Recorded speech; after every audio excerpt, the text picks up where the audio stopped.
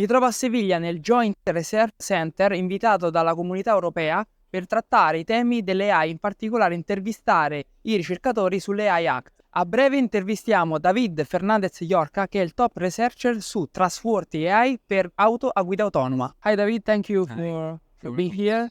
Can you give us a little introduction of yourself?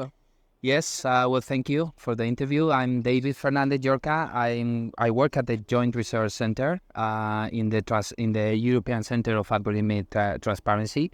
I've been doing research on artificial intelligence for more than 20 years, and I've been also supporting different EU policies on AI and the digital world, such as the Digital Services Act, but more prominently on the AI Act. I've been involved in the AI Act for many years now, also supporting the implementation. Yes, and on the AI Act, can you explain to my audience on TikTok what it is, the AI Act? Yeah, the AI Act is actually the first regulation on artificial intelligence worldwide.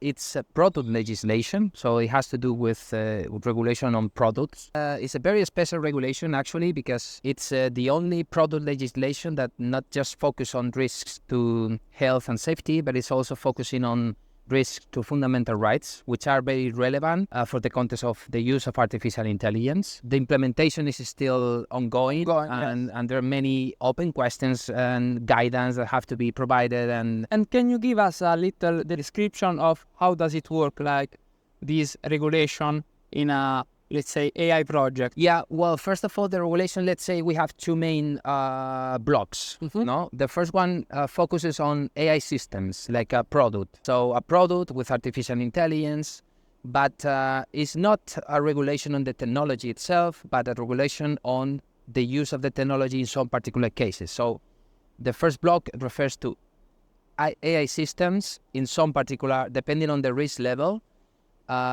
We have different requirements. So there are some cases where there are no requirements at all. Okay. We have like a pyramid. A pyramid, yes. Yeah, so we have some elements for AI systems that in the context of gaming or any other entertaining and any other cases where there are no requirements.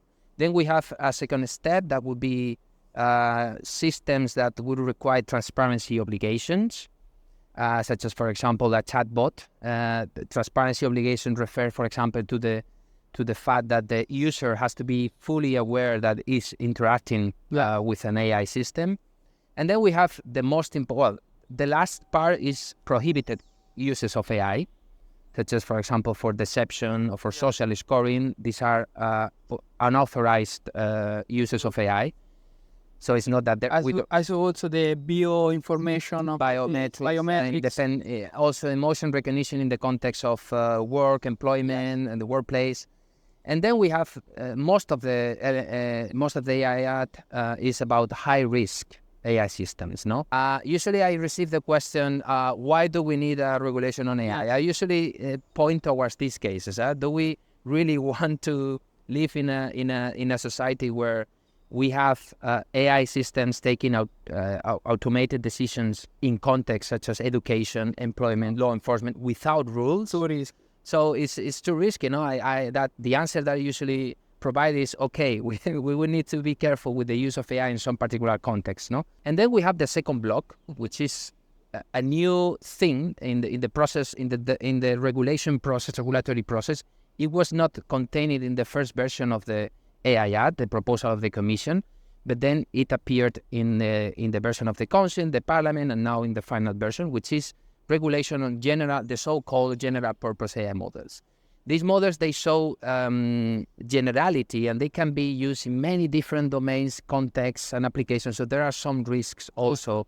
If there are some problems in these models, they can propagate and to many different application domains. No. So there is a first level for these general purpose AI models with transparency obligations.